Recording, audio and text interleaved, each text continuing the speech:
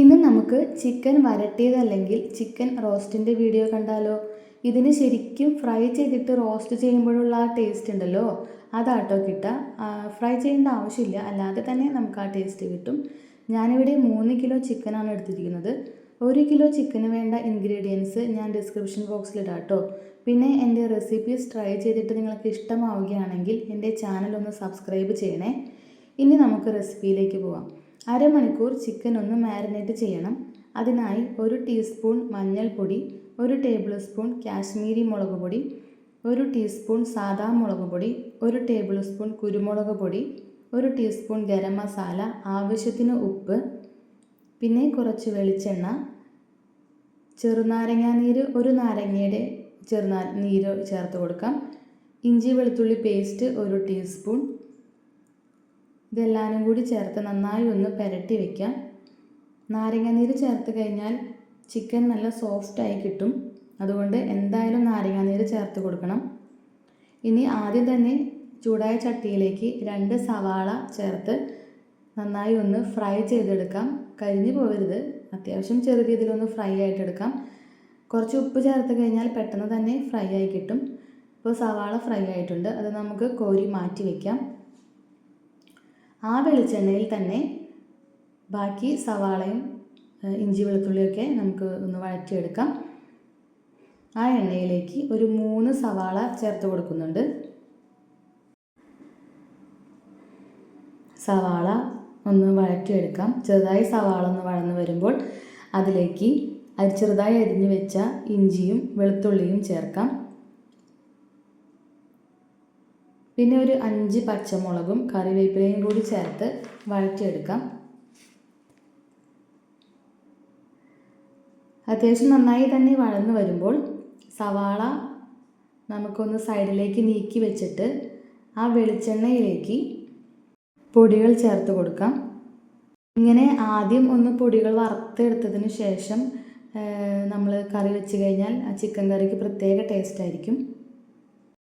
അതിലേക്ക് 1/2 ടീസ്പൂൺ മഞ്ഞൾപ്പൊടി, 2 table spoon മല്ലിപ്പൊടി, 2 ടേബിൾ സ്പൂൺ കാശ്മീരി മുളക് പൊടി, 1 ടീസ്പൂൺ സാദാ മുളക് പൊടിയും ചേർത്ത് പച്ചമണം മാറുന്നത് വരെ ഒന്ന് വഴറ്റിയെടുക്കാം.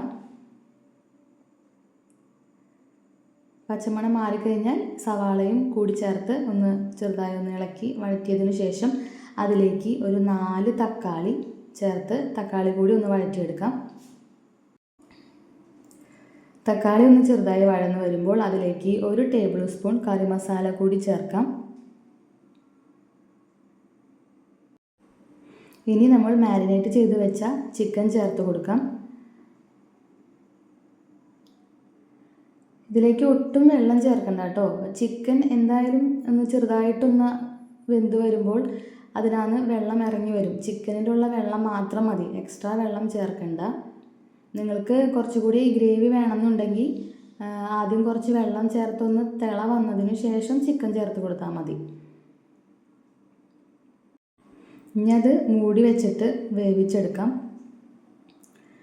ഇടയ്ക്ക് 2-3 തവണ ഒന്ന് ഇളക്കി കൊടുക്കണം കേട്ടോ. എന്തായാലും ഒരു അരമണിക്കൂർ പിടിക്കും ചിക്കൻ വേവാനായിട്ട്.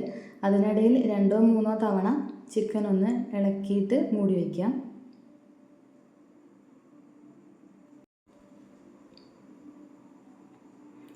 വെള്ളം ചേർക്കാതെ വെക്കുന്ന ചിക്കൻ ഒരു പ്രത്യേക ടേസ്റ്റ് ആയിരിക്കും കേട്ടോ. കാരണം ആ ഒരു വെള്ളം മാത്രമേ ഉണ്ടാവുള്ളൂ. നമ്മൾ ചിക്കൻ പുരട്ടി വെച്ചിട്ട് ഇറങ്ങി വരുന്ന വെള്ളം ഉണ്ടല്ലോ, അപ്പോൾ ചിക്കൻ ശരിക്കും നന്നായിട്ടൊന്ന് ഡ്രൈ ആയിട്ട് കിട്ടും. നമുക്കിത് ബിരിയാണിയുടെ കൂടെയൊക്കെ കഴിക്കാൻ നല്ല ഒരു കോമ്പിനേഷനാണ്. ബിരിയാണിയുടെ കൂടെ മാത്രമല്ല കേട്ടോ, റൈസിൻ്റെ കൂടെയും അപ്പത്തിൻ്റെ കൂടെയും ചപ്പാത്തിയുടെ കൂടെയും പൊറോട്ടയുടെ കൂടെയൊക്കെ കഴിക്കാൻ പറ്റിയ നല്ലൊരു കോമ്പിനേഷനാണ്. ഇപ്പോൾ അത്യാവശ്യം ചിക്കൻ ഒന്ന് വെന്ത് വന്നിട്ടുണ്ട്. ഇനി നമുക്ക് ഫ്രൈ ചെയ്ത് മാറ്റി വെച്ച സവാള ചേർത്ത് കൊടുക്കാം. സവാള ചേർത്ത് നന്നായി ഇളക്കി യോജിപ്പിച്ചതിന് ശേഷം ഒരു 2 മിനിറ്റ് കൂടി ഒന്ന് മൂടി വെച്ചിട്ട് വേവിക്കണം കേട്ടോ. ഈ സവാള ഫ്രൈ ചെയ്തത് ചേർക്കുമ്പോഴാണ് ശരിക്കും ഇതിൻ്റെ ഒരു ചിക്കൻ ഫ്രൈ ചെയ്തിട്ടുള്ള ആ ഒരു ടേസ്റ്റ് കിട്ടുക. അപ്പോൾ ഇതുപോലെ ഈ ക്രിസ്മസിന് എല്ലാവരും ഇങ്ങനെ ഒന്ന് ട്രൈ ചെയ്ത് നോക്ക്. എന്നിട്ട് എനിക്ക് അതെങ്ങനെയുണ്ട് നിങ്ങളുടെ ടേസ്റ്റ് എന്നുള്ളത്, നിങ്ങൾക്ക് ഇഷ്ടപ്പെട്ടോ എന്നുള്ളത് കമൻറ്റ് ചെയ്യണേ. ഇങ്ങനെ ചെയ്യുകയാണെങ്കിൽ നിങ്ങൾക്ക് ഫ്രൈ ചെയ്ത് സമയം കളയേണ്ട ആവശ്യമില്ല, പെട്ടെന്ന് തന്നെ ചിക്കൻ കറി റെഡിയാക്കാം. അപ്പോൾ എൻ്റെ റെസിപ്പീസൊക്കെ നിങ്ങൾക്ക് ട്രൈ ചെയ്തിട്ട് ഇഷ്ടപ്പെടുകയാണെങ്കിൽ ഒന്ന് ലൈക്ക് ചെയ്തേക്കണേ.